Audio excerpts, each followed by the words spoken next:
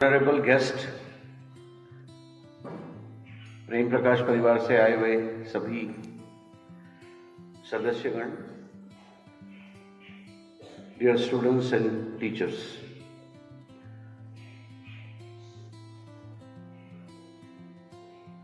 what I was supposed to say, it was already said by the little girl Prasiddhi Mishra.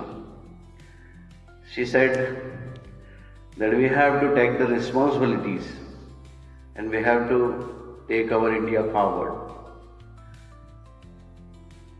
Our directors have taught us about the character. So today I am going to speak about the character, because education is not just teaching academics. It is all about making character. और चरित्र निर्माण, जिसको हम character building कहते हैं, वो actual में है क्या?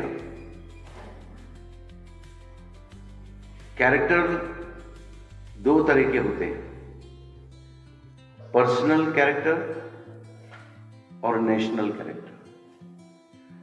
एक एग्जाम्पल से उसको समझेंगे। एक कहानी लेता हूं मैं, कहानी से ज्यादा सच है वो, पर मैं किसी का नाम नहीं लेकर के सिर्फ उसे कहानी कह रहा हूं।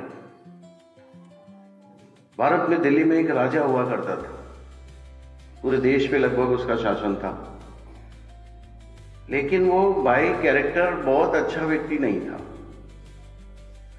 यानी वो रेगुलर जनता से, पब्लिक से मीटिंग नहीं करता था, ऐशो आराम की जिंदगी जीता था, नशे और नृत्य में डूबा रहता था।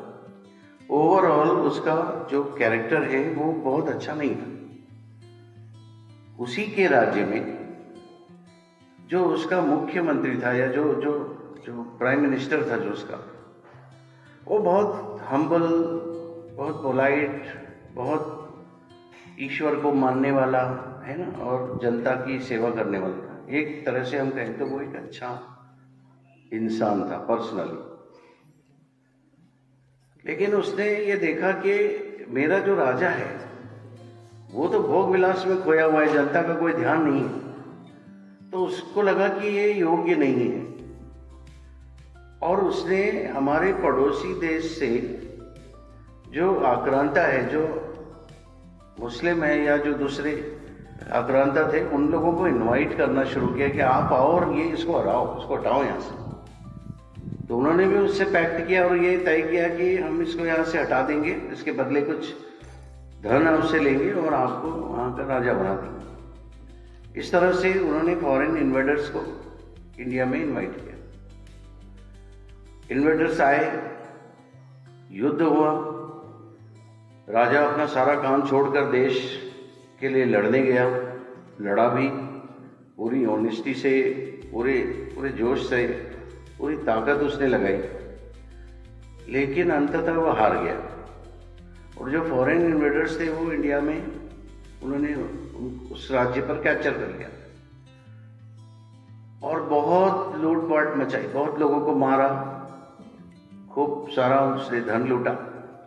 और जिसने इनवाइट किया था उसके परिवार को भी खत्म कर दिया और उसके घर को उसने स्लॉटर हाउस बना दिया, गाय कटने की जगह।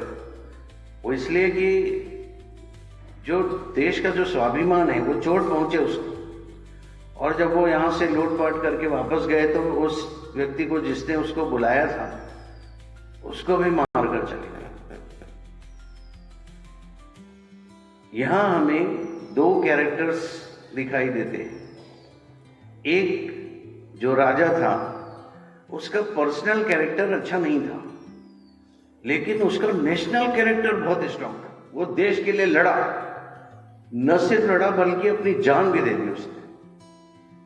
और जो दूसरा था, पर्सनली कैरेक्टर में वो बहुत धर्मप्रिय, बहुत जनता को प्रिय और ऐसा साधु पुरुष लगता था, लेकिन उसका नेशनल कैरेक्टर बहुत खराब था। राष्ट्र के प्रति उसके मन में कोई भाव नहीं था। अगर राष्ट्र पर कोई दूसरा हमला भी कर दे तो उसको हमें मदद कर सकते हैं, हमें मदद कर देनी चाहिए, ये थॉट था उसका। तो ये दोनों कैरेक्टर मुझे लगता है आपको बहुत अच्छे से समझ आ गए होंगे। Education is not only building the personal character but national character. और हम कहते हैं कि पर्सनल कैरेक्टर में क्या चीजें आती हैं? पर्सनल कैरेक्टर में आती है रेस्पेक्ट टू अदर्स, सबका सम्मान करो, बी हम्बल, सबके प्रति विनम्र रहो, है ना। देश के जितने भी संसाधन हैं उनका सही तरीके से इस्तेमाल करो, एक सेंसिटिव हार्ट रखो, not only for our parents and colleagues but for all, even for plants and animals, we must have this sensitive heart. तो ये जो पर्सनल कैरेक्टर बिल्डिंग है, ये एजुकेशन के साथ हमें कक्षाओं में करनी होती है। तो आपको भी ध्यान रखना है कि एज ए पर्सन आप बहुत अच्छे हों, और ये जो फंक्शंस होते हैं जिनको हम 15 अगस्त कहते हैं, इंडिपेंडेंस डे कहते हैं, रिपब्लिक डे कहते हैं, या और भी बहुत सारी जयंतियां हम मनाते हैं, this is for the national character building. राष्ट्र का भाव मेरे मन में होना चाहिए, और ये भाव होना चाहिए कि जो राष्ट्र है वो प्रथम है, मैं रहूं या न रहूं, ये देश रहना चाहिए, ये भाव सबसे पहले आना चाहिए। So national character building is much more important than personal character building. I hope you understood. So I am not going to take much time, but I hope that you will focus on yourself, on your career, and you will become a good citizen of India, so that we can say that our India is a great country. क्योंकि सारे जहां से अच्छा हिंदुस्तान हमारा गाने से काम नहीं चलता है, क्योंकि हम ही गा रहे हैं हमारे बारे में। ये तब वर्थफुल होता है जब पूरी दुनिया कहे सारे जहां से अच्छा भारत, सारे जहां से अच्छा हिंदुस्तान, तब जाकर के सच में हम इस लाइन को गाने लायक बनेंगे, सारे जहां से अच्छा हिंदुस्तान हमारा। तो चलिए एक नया देश बनाते हैं, एक उन्नत देश बनाते हैं, खूब मेहनत करते हैं और इस देश को नंबर 1 कंट्री बनाते हैं। थैंक यू सो मच, और once again happy Republic Day to each and everyone present here.